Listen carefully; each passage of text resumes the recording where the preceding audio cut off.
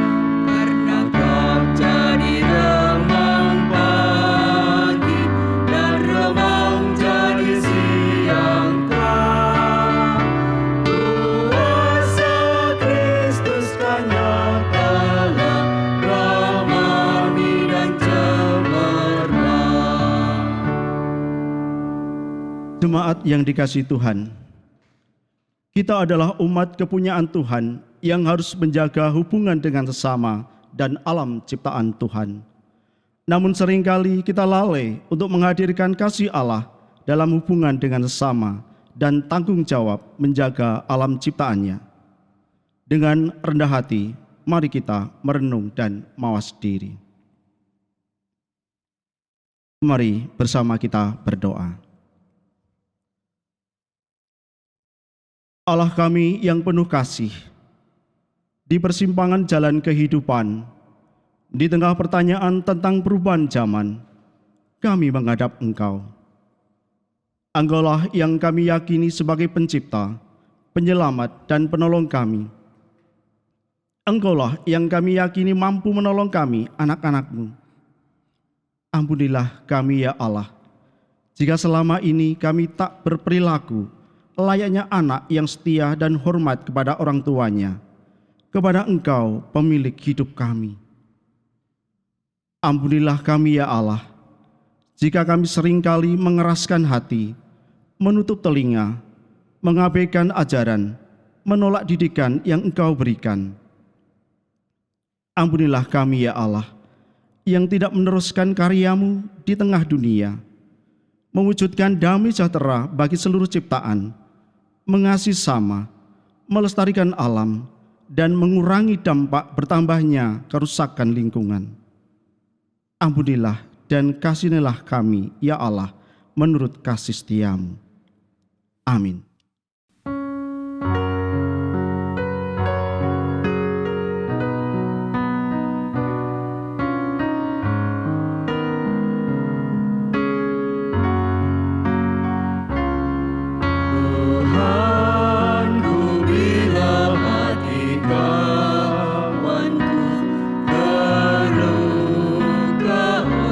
Tingkah ujarku dan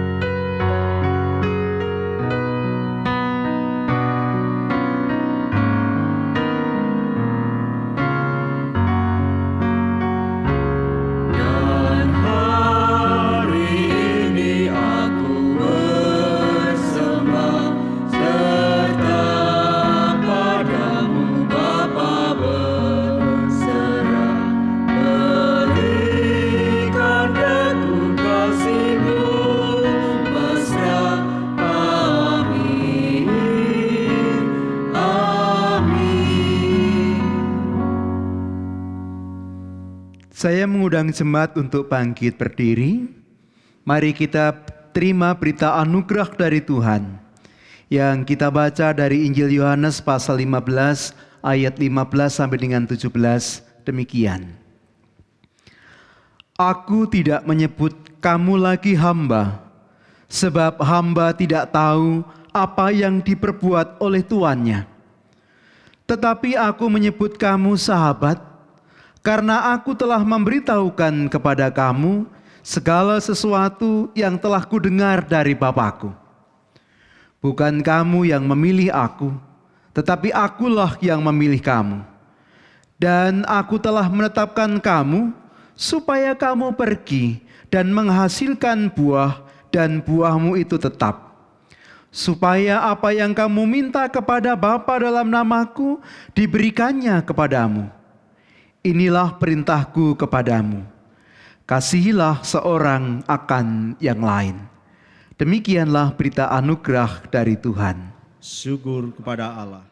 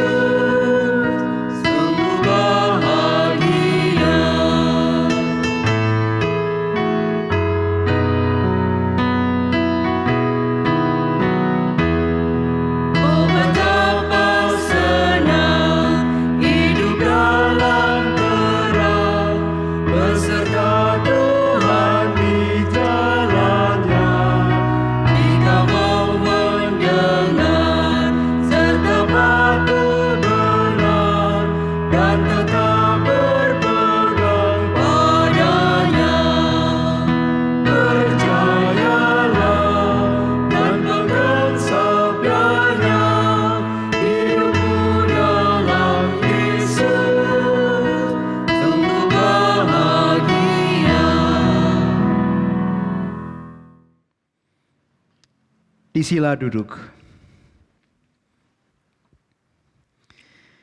Jemaat yang dikasihi Tuhan, mari kita mempersiapkan diri untuk menerima firman Tuhan. Pembacaan firman Tuhan akan kita ambil dari surat Roma pasal yang ke-8 ayat 12 sampai dengan 17. Mari kita tunduk dalam doa memohon pertolongan Tuhan. Ya Allah yang Maha Hikmat, tolonglah kami dengan kuasa Roh Kudus-Mu yang menerangi hati kami, agar baik sebagai pewarta maupun penerima firman-Mu, kami terberkati oleh karenanya. Bersabdalah ya Allah, kami kekasih-kekasih-Mu telah sedia untuk mendengar. Di dalam nama Tuhan Yesus Kristus kami berdoa. Amin. Kekasih Tuhan, kita membaca dari surat Roma pasal yang ke-8 ayat 12 sampai dengan 17. Demikian kesaksian akan sabdanya. Jadi, saudara-saudara, kita adalah orang berhutang, tetapi bukan kepada daging supaya hidup menurut daging. Sebab jika kamu hidup menurut daging, kamu akan mati. Tetapi jika oleh Roh kamu mematikan perbuatan-perbuatan tubuhmu, kamu akan hidup. Semua orang yang dipimpin Roh Allah adalah anak Allah. Sebab kamu tidak menerima roh perbudakan yang membuat kamu menjadi takut lagi. Tetapi kamu telah menerima Roh yang menjadikan kamu anak Allah. Oleh Roh itu kita berseru, ya Aba, ya Bapa. Roh itu bersaksi bersama-sama dengan roh kita bahwa kita adalah anak-anak Allah. Dan jika kita adalah anak, maka kita juga adalah ahli waris. Maksudnya orang-orang yang berhak menerima janji-janji Allah, yang menerimanya bersama-sama dengan Kristus, yaitu jika kita menderita bersama-sama dengan Dia, supaya kita juga dipermuliakan bersama-sama dengan Dia. Demikian pembacaan sabda Tuhan. Berbahagia mereka yang mendengar dengan setia, yang percaya dan melakukannya dalam hidupnya setiap hari. Haleluya.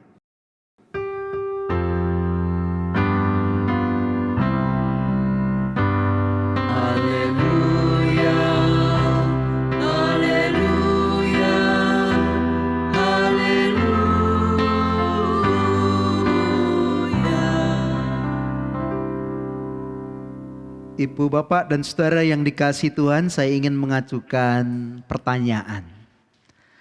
Apakah ada di antara Bapak Ibu Saudara yang belum pernah punya utang? Sing dereng nate diutang wonten apa mboten? Ngacung. Wah, siji loro telu papat lima 100, lumayan juga. Ada 100 orang yang belum pernah punya utang. Kalau pertanyaannya saya balik. Apakah Bapak Ibu pernah punya utang? Loh, ngacung kabeh. 100, 200, 500 orang ngacung semuanya. Berarti pernah punya utang semuanya. Pertanyaan saya selanjutnya, rasane diutang niku pripun? Rasanya punya utang itu bagaimana?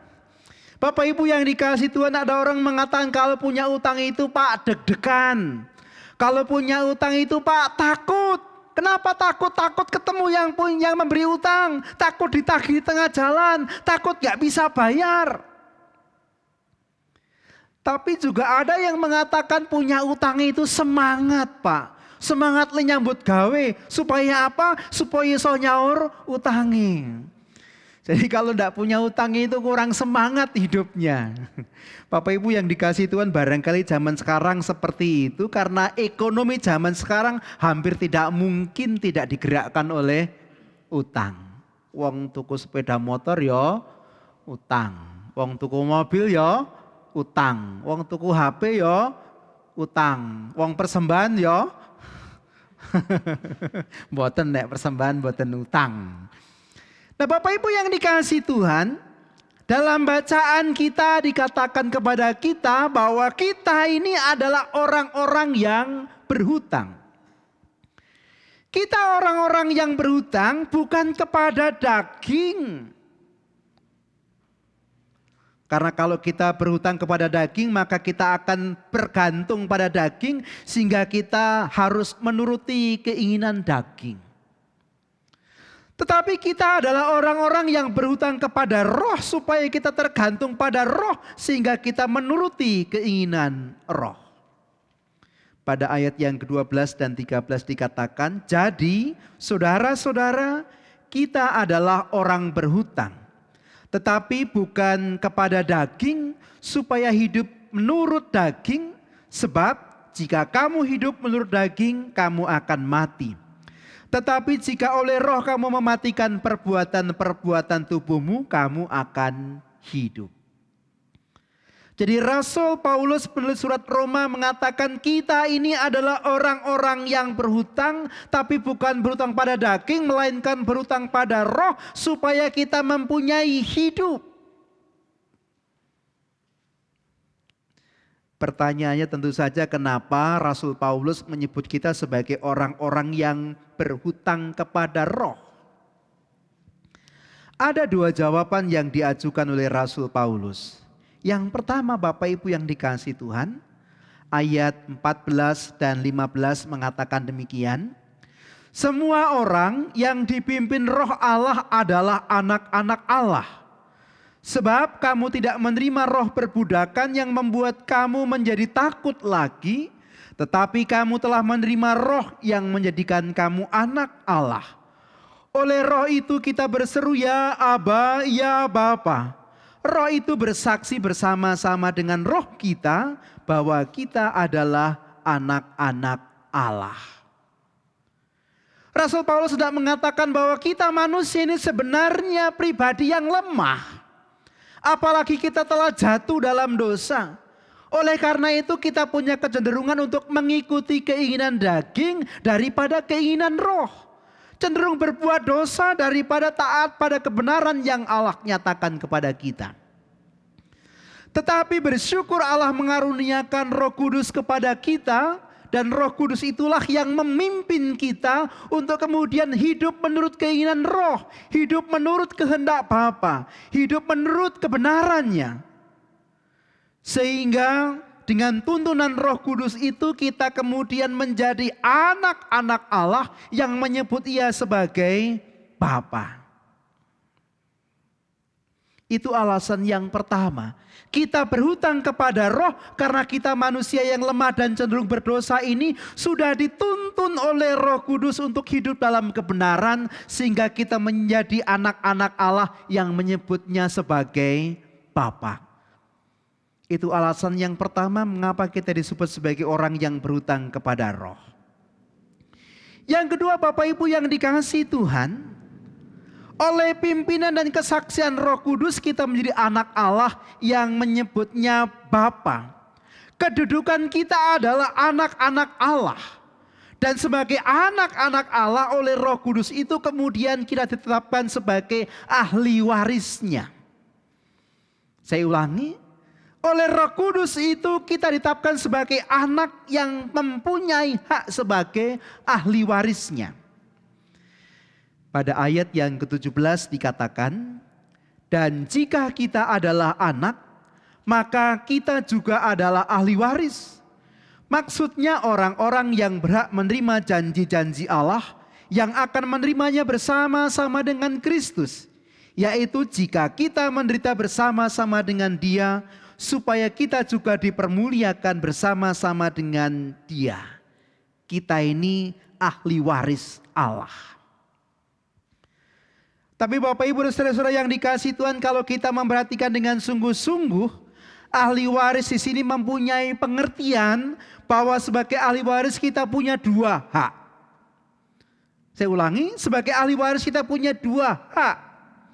Yang pertama Bapak Ibu yang dikasihi Tuhan, sebagai anak atau ahli waris kita harus bersedia bersama-sama dengan Kristus menderita, karena Kristus adalah anak sulungnya. Lalu yang kedua, sebagai anak atau ahli waris kita akan menerima kemuliaan Allah sebagaimana yang telah diterima Kristus sebagai anak sulungnya. Ahli waris punya dua pengertian. Di satu sisi kita akan menerima kemuliaan bersama Kristus, tapi di satu sisi yang lain kita juga harus bersedia menderita bersama-sama dengan Kristus. Dua hal ini tidak boleh dipisahkan.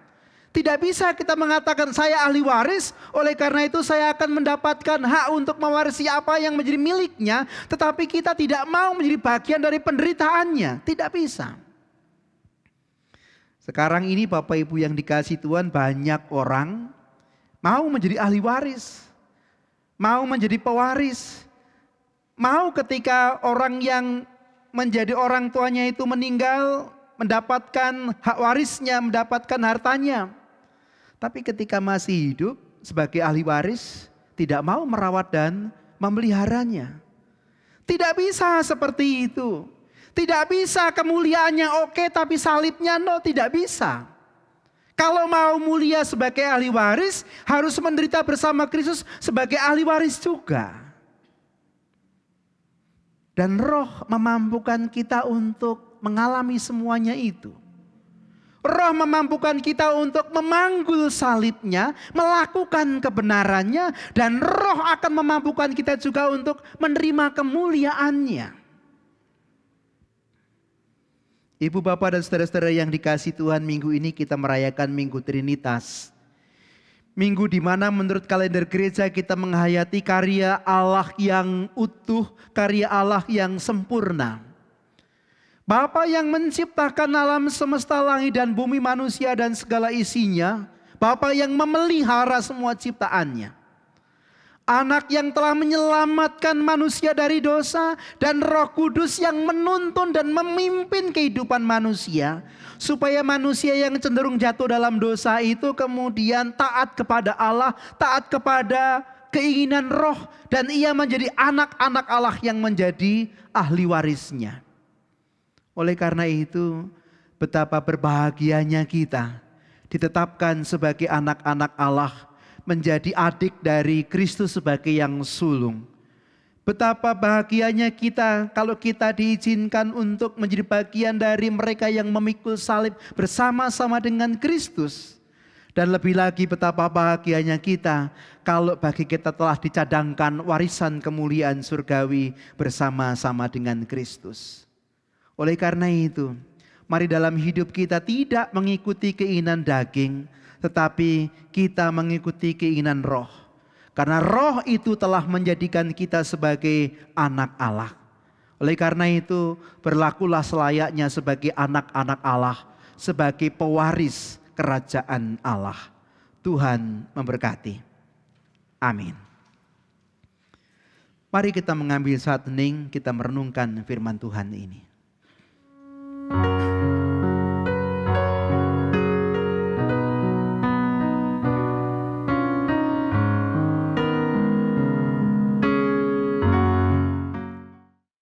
Saat hening cukup, mari kita bangkit berdiri. Dengan meletakkan tangan kanan di dada sebelah kiri, serta bersama dengan umat Allah di sepanjang masa, mari kita ikrarkan dan teguhkan kembali akan apa yang kita imani dengan bersama mengucapkan pengakuan iman rasuli. Aku percaya kepada Allah Bapa yang Maha Kuasa, Khalik langit dan bumi, dan kepada Yesus Kristus, anaknya yang tunggal Tuhan kita, yang dikandung daripada Roh Kudus, lahir dari anak darah Maria, yang menderita di bawah pemerintahan Pontius Pilatus, disalibkan, mati dan dikuburkan, turun ke dalam kerajaan maut. Pada hari yang ketiga, bangkit pula dari antara orang mati, naik ke surga, duduk di sebelah kanan Allah, Bapa yang Maha Kuasa, dan akan datang dari sana untuk menghakimi orang yang hidup dan yang mati. Aku percaya kepada Roh Kudus, gereja yang kudus dan am, persekutuan orang kudus, pengampunan dosa, kebangkitan daging, dan hidup yang kekal. Jemaat disilakan duduk. Kekasih Tuhan, marilah sekarang kita tunduk dalam doa, kita naikkan syafaat kita. Mari berdoa. Terima kasih ya Allah, melalui pewartaan sabda, Kau telah mengingatkan kami bahwa sesungguhnya kami ini adalah orang-orang yang berhutang. Bukan berhutang kepada daging supaya mengikuti keinginan daging, tetapi berhutang kepada roh supaya hidup menurut keinginan roh. Terima kasih jika Roh Kudus-Mu telah menuntun kami supaya kami hidup dalam kebenaran seturut dengan firman-Mu.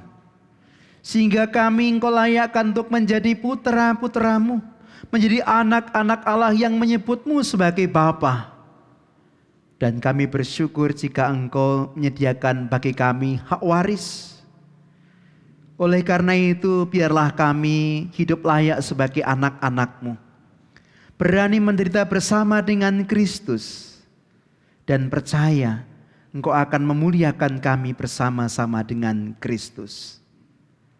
Terima kasih ya Bapa. Kami mohon tuntunan Roh Kudus-Mu dalam kehidupan kami. Roh yang memampukan kami untuk menjadi anak-anak yang Engkau kasihi.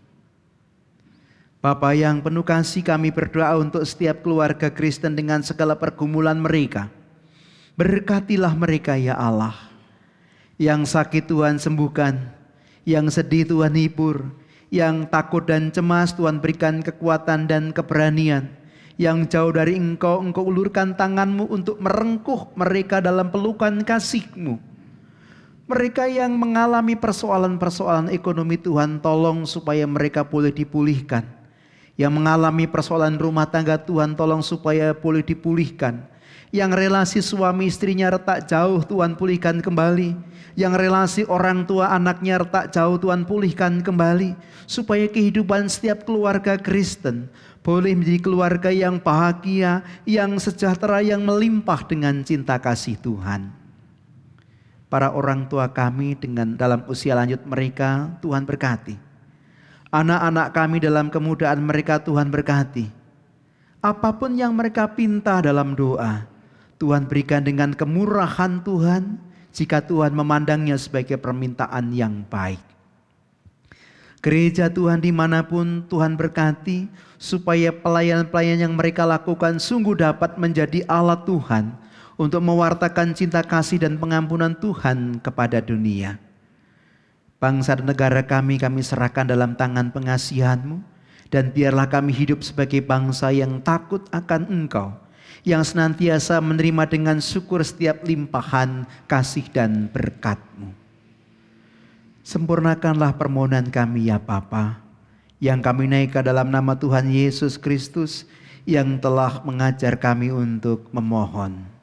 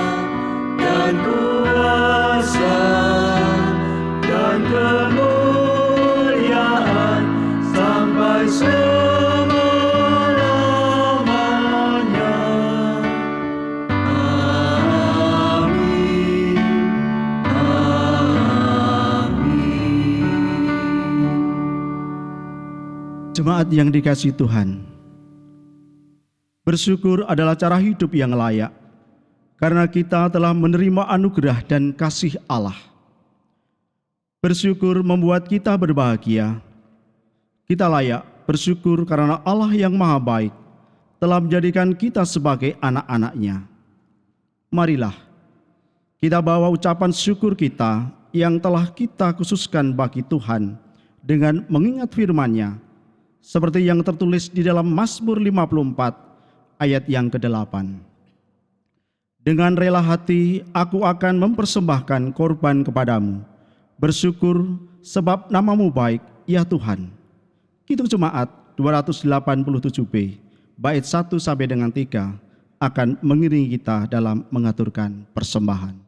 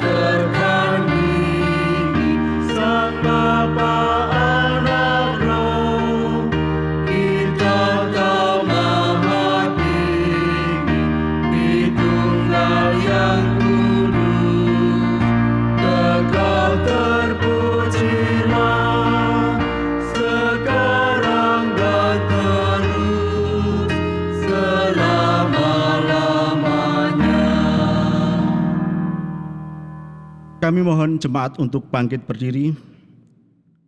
Kita haturkan persembahan kita kepada Tuhan dalam doa. Allah Bapa yang di surga, Allah sumber kehidupan kami bersyukur atas sabda Tuhan yang telah kami dengar saat ini, dan biarlah menguatkan iman kami sebagai anak-anak Tuhan, dan ajarlah kepada kami untuk tetap setia sebagai anak-anak-Mu. Saat ini, kami bawa ungkapan syukur kami dalam persembahan, baik itu persembahan bulanan, syukur, dan persembahan yang lain. Kiranya Tuhan sucikan dan kuduskan untuk dapat menjadi sarana pekabaran Injil Tuhan. Kiranya Tuhan berkati juga di dalam pengelolaannya dengan takut akan Tuhan. Bapa yang di surga, berkati kehidupan kami umat Tuhan dan mampukan kami untuk mempersembahkan hidup kami untuk kemuliaan nama Tuhan. Terima kasih ya Tuhan. Inilah doa kami yang kami naikkan di dalam nama Tuhan Yesus Kristus, Tuhan dan Juru Selamat kami yang hidup. Amin.